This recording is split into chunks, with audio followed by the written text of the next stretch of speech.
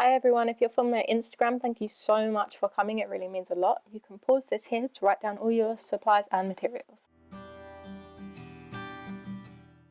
Okay, so here we have the 10 lengths of the 160 centimeter cord, which I'm going to attach to the dowel in a lark's head knot. Alright, here we have the 4 times 90 centimeter color cords and also the 2 times 130 centimeter white cord. Okay, so those 2 cords are just going to be the outer 2 cords because they have to do the least amount of cord usage, so we don't have too much wastage. Okay, so to do the lark's head knot, you will need to fold your cord in half.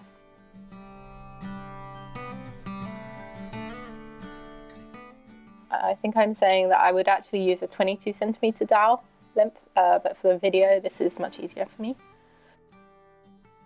So take the loop and go over your dowel, and from behind pull the 2 through the loop and then tighten it. And that is your lark's head knot. So now we just need to do that for all the rest of the 9 cords from the 160 centimeter, and then we're going to finish up with the 2 cords of 130 centimeters on the left.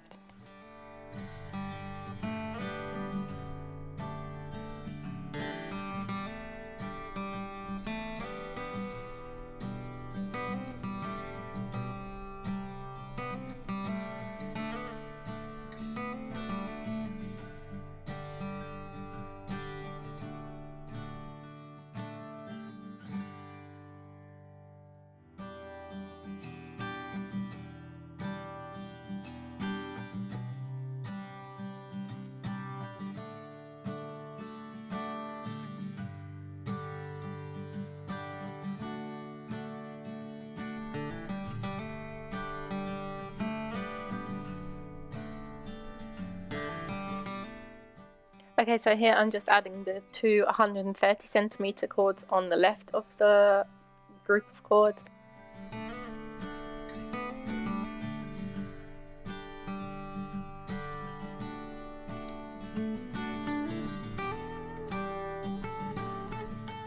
Okay, so I feel like here might get a little bit confusing to describe, but basically you're going to want to number the cords from 1 to 4, I guess.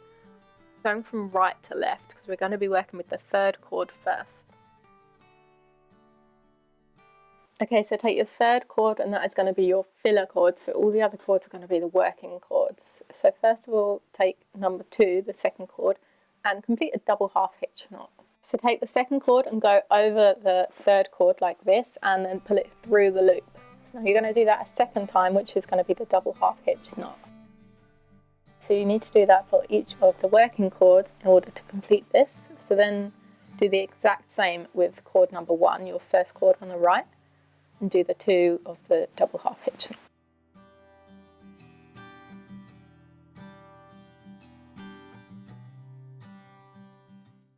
Okay, so now that's done, we're going to attach the filler cord to the dowel using a different method to create a lark's head knot. This is the method you would use when one strand is already connected to the dowel. So take your working cord and go over the dowel and then bring it back behind the dowel and through that loop there.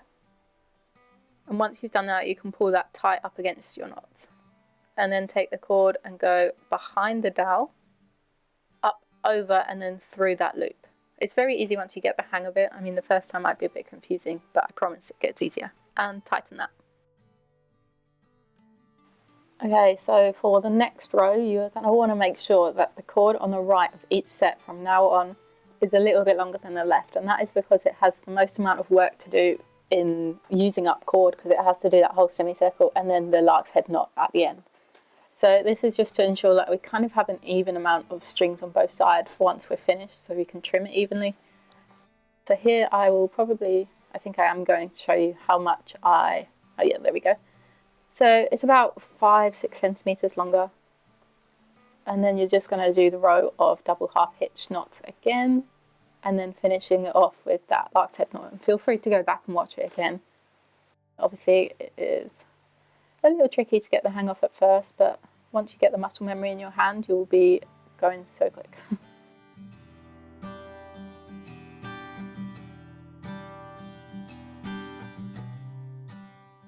Oh, no need to go back and watch it because I actually show you again here. So take your working cord over the dowel and through that loop. Pull it tight, and then you take that cord and go behind the dowel and then through the loop again and pull that nice and tight. There we go.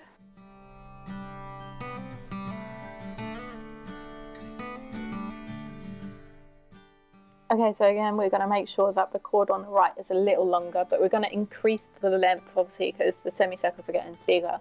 So this one is probably about 2 to 3 centimeters longer than the first cord that you've done.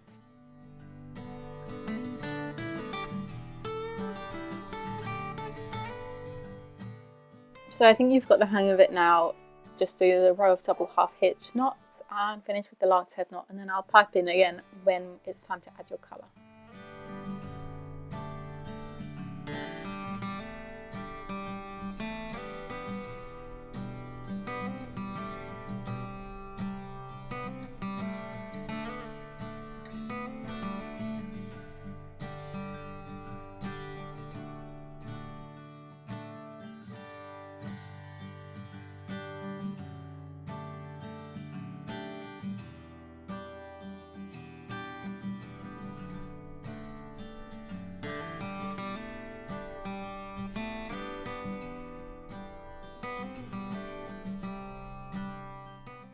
So once you're on the 4th row and you have 4 left on this side and 4 left on that side, it's now time to add the first of your cords.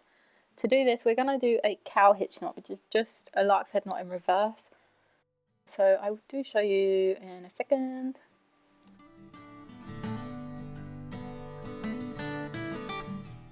So once you've got your coloured cord in half, take the loop behind your filler cord and then just pull those 2 strands through that loop that you have created. And just pull it tight and then move it right up snug against the last double clove hitch knot. And that is it, it's so easy. Now just continue on and finish that row as you normally would.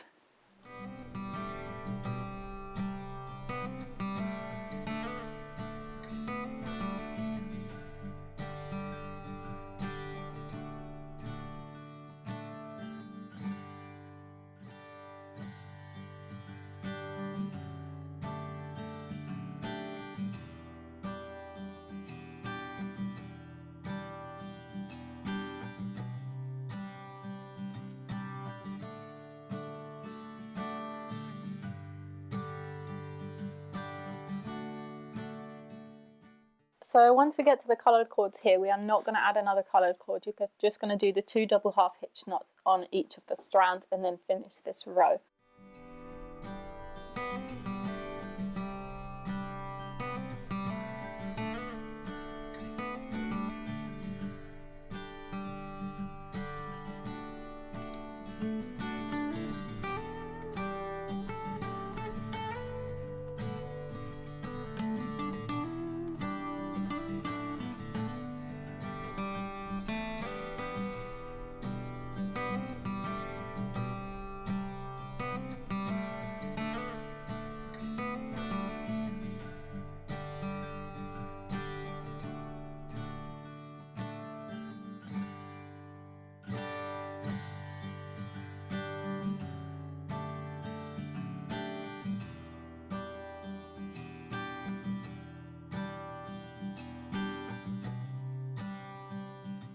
So for this row we are going to add another coloured cord in that exact same method I showed you, the cow hitch knot.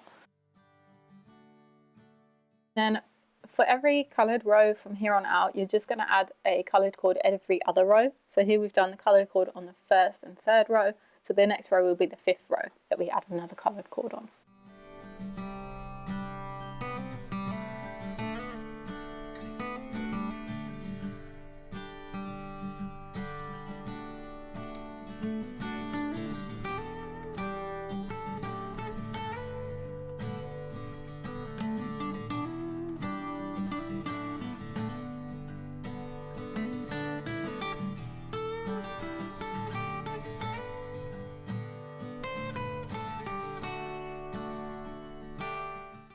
So here I'm just saying to make sure your triangle is going symmetrical, because sometimes it can tend to lead to more towards one side, depending on how tight you're tying all the knots and that. So just keep an eye on it, make sure it's going in the right direction.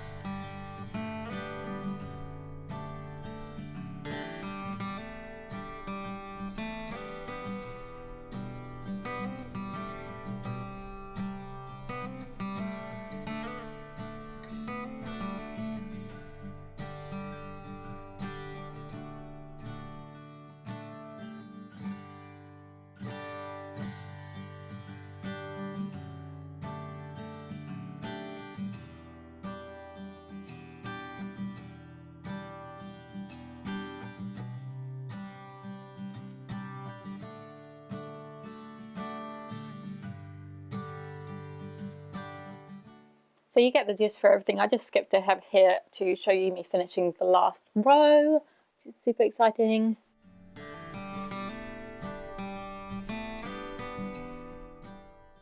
And here she is in all her finished glory. Now, you see those two small purple strands? I actually changed that in this next bit, which I'll show you how to, and I'll add the cord measurement that you should really use. So here I am showing you, by the way. I just unpicked it all, and then I added another strand of purple in the cow hitch knot, and then I just glued these down to make sure they wouldn't unravel, and trimmed off the excess. Now, this definitely wasn't necessary, but I knew I wanted to have a longer fringe than those two shorter purple strands would let me, so that's why I done this. So next you can just trim it to however long you want, because you're going to comb it out. I mean, you can leave it like this if you want, but I always comb mine out, and then I do a final finish trim once it's all combed.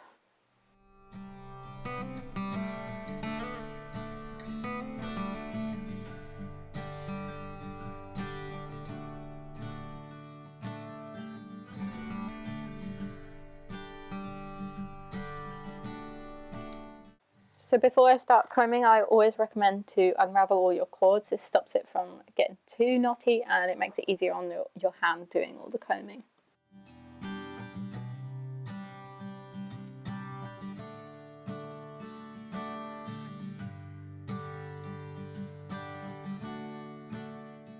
So here you can see I have unraveled all the cords, but now I'm going to take my wire pet brush. Yes, this is a pet brush, but I bought it just for my macrame, don't worry.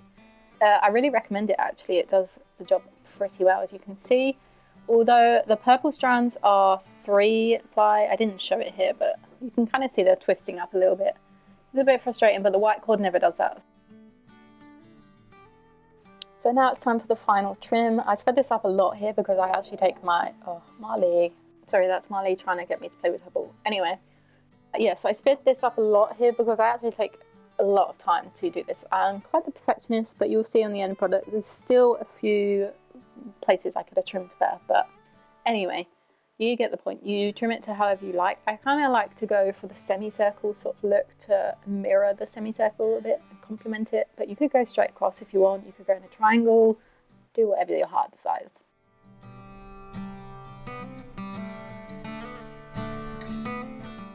So the last thing to do is just add on the hanging string. I just double knot this on either side, just a normal knot. Sometimes I add a bit of super glue just to ensure it holds if it's a plant hanger or something heavy, but this one's fine just like this. I trim it, and then I like to comb out that little fringe bit. And voila, you are all done, and you should have a beautiful wall hanging that you made all by yourself. If you could subscribe, that would really, really help me out, or share your photos of this on my Instagram, Luna Crafts Online. I would really love to see your recreations of this and share it. I hope you have a wonderful day.